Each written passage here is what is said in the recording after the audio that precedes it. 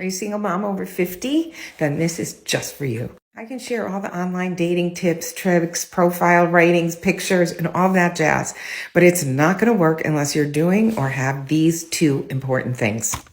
Number one is a deep belief that you are worthy of being loved, worthy of being adored, and that you are ready and open for love to come into your life. And number two, you have to have clarity, not just on what you want, but what's healthiest for you. Because oftentimes what we want is familiar to us. It's what we grew up with. And for many of us, it wasn't the best.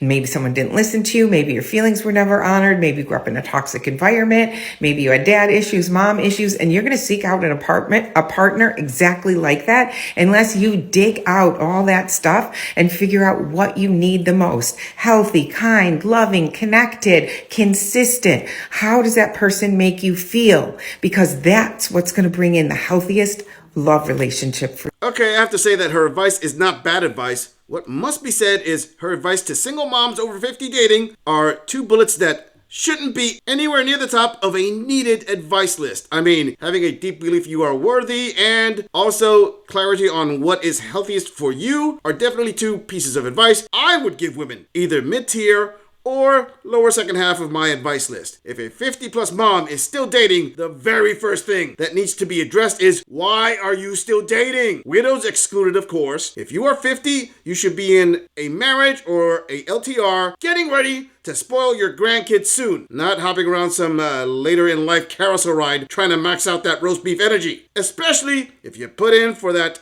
ever so distinct female-led 70% plus divorce rate, depending on where you live. That alone should be priority number one so you can figure out what your non-long-term commitment malfunction is. I mean, I could probably come up with at least a dozen more things you need to work on to try to maximize the level of guy you can lock in for the long run. Either that or just do as much damage control as possible.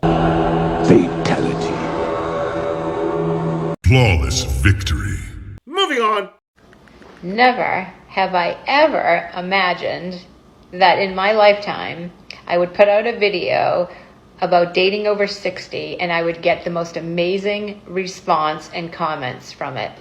It's been crazy and amazing, and I just want to thank everybody for it. I've got thousands of likes and thousands of comments, and I've tried to write back to everyone who has written to me. Thank you all, positive, negative. I've learned from every single one. And everyone has asked me to, please let us know your updates. So here I go. I'm going to be totally honest and frank and just tell you exactly what's happening. I have decided that from now on, I'm going to fly solo. The dating app thing is just not for me. I'm old school.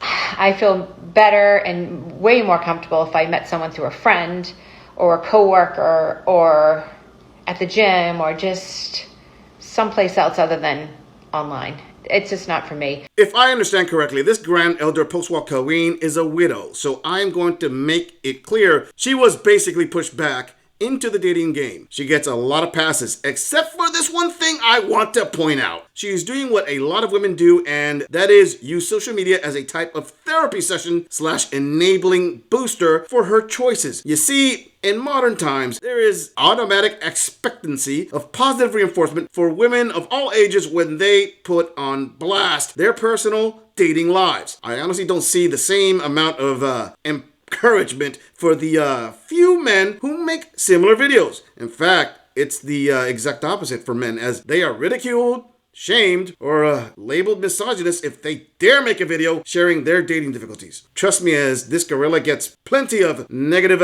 email traffic just for putting these audits on here. The point is, although I gave this grandma a pass for the first part, she is displaying the same tendencies the bulk of women show when dating. I mean, why is it important to tell the internet you are now going to fly solo after 60? You shut your mouth when you're talking to me. I've tried. I've given it my all for a little over a month or so. I've been on a bunch of first dates, no second dates.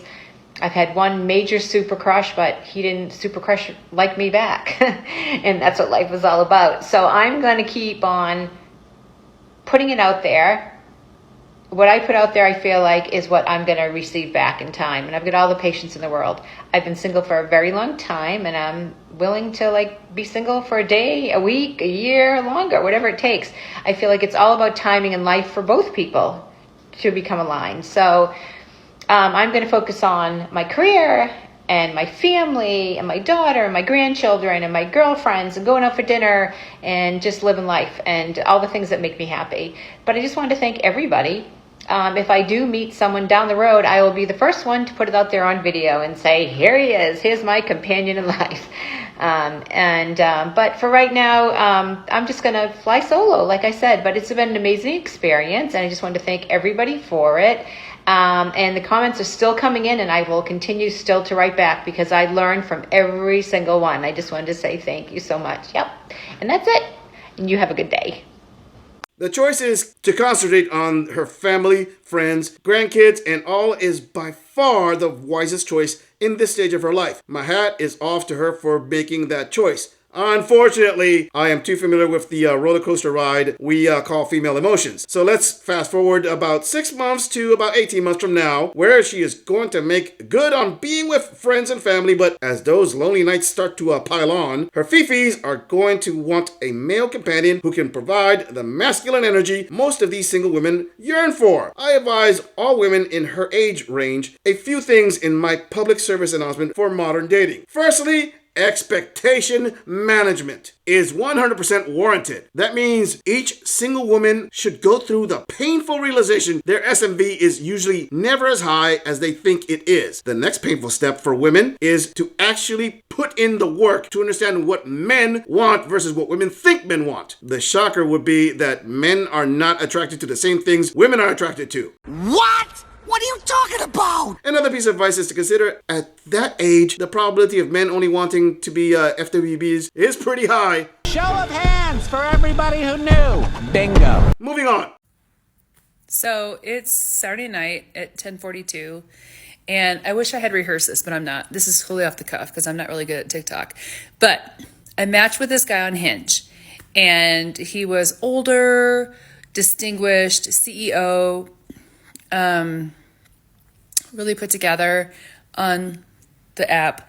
And so we were texting back and forth, and he invited me to dinner, and I was intimidated. I was like, wow, this guy is like older, successful. What do I wear? What do I do? Like, I even said, like, is it casual? And he was like, oh, I'm going to wear like a collared shirt. And anyway, so I was so worried about my outfit. So I was like sending my daughter's pictures, like, what do I wear? What do I, like my jewelry, do I wear like extra, whatever. And so I was very nervous because in my mind, this man was very distinguished and amazing, and I really wanted to impress him. Well, what can I say other than if he is a CEO of a company and successful, she had the right mentality to impress him because he would be a great prize there. And let's not pull any punches here. The way she is describing everything, it sounds clearly like she is going into this date as a type of interview process to be this guy's main. Or, more than likely, she is trying to get a spot on his roster. There is no shame in admitting that, ladies. Since ancient times, important and powerful men have had a roster of women. And history also shows women don't have a problem with that as long as the man is high value enough. Ladies, you may get upset with me for stating that in the past, kings, conquerors, and wealthy elites had a wife along with several concubines. That is reality, and modern times aren't that different, really. Women will gladly share their beds with famous athletes, musicians, actors, and other celebrities in today's dating market. Although if you ask them if they are capable of doing that, the bulk of them would deny it as they are not like that. Sure. You keep using the word. I don't think it means what you think it means. And so I take an Uber to the Denver club, and he's like, ping me when you get there. So he comes down, he lets me in, and we go up, and it's not a club, it's a community area for like the building, right? So it's just him and I. And I had made it very, very clear, actually, to his, very clear, like, I'm not going to meet you one-on, like, privately or, like, your place. And he's like, well, it's not my place, it's the club. And so I was very nervous because in my mind, this man was very distinguished and amazing, and I really wanted to impress him. Well, what can I say other than if he is a CEO of a company and successful, she had the right mentality to impress him. And let's not pull any punches here. The way she is describing everything, it sounds clearly like she is going into this date as a type of interview process to be this guy's main. Or, more than likely, she is trying to get a spot on his roster. There is no shame in admitting that, ladies. Since ancient times, important and powerful men have had a roster of women. And so I was very nervous because in my mind, this man was very distinguished and amazing, and I really wanted to impress him. And it was just really unsettling. But here is the lesson. I literally was so nervous about trying to impress this person because of what I thought in my mind. And the man didn't even have shoes on. It was like his living room, right?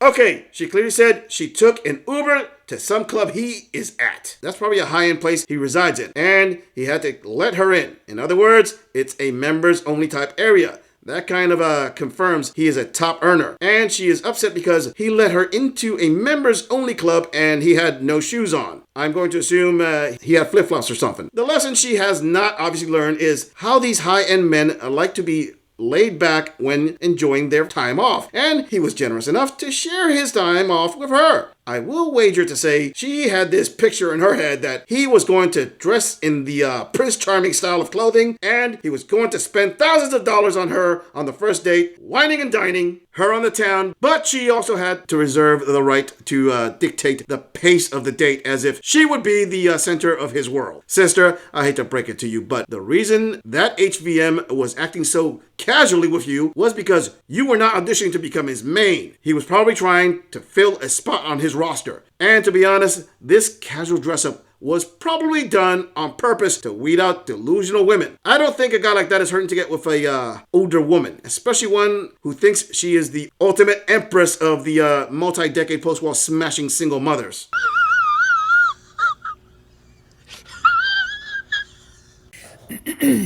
And I was like, I think I'm going to go. This isn't really, he's like, okay. Because he realized he wasn't going to, whatever he wanted.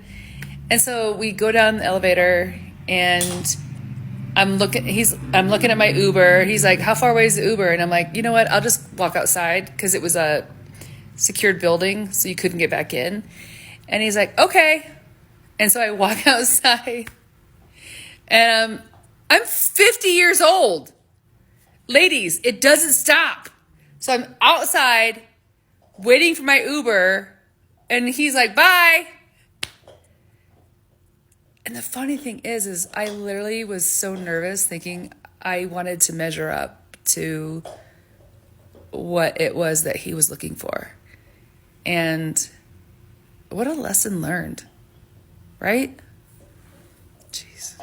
Actually, she did not learn the lesson she needed to learn. When she was young and hot, she could get guys like this to fly her out to Los Angeles, New York, Dubai, Miami, or Medellin. She is old now. That's why she had to pay for her own Uber. She wasn't invited to a fancy dinner, and he wasn't going to dress up for her. He is the rare catch, and she is very common. When she got a tad bit uppity, he had zero problems just saying, okay, and give her an elevator ride back onto thy streets. What lesson does she think she learned here? Note, the guy lives in a big secured building. He knows his value, and sister, you better sit down for this one. The reason he kept saying okay and dismissing you is because there are several other women like you willing to take an Uber ride to where he lives and have a tryout date. You aren't special.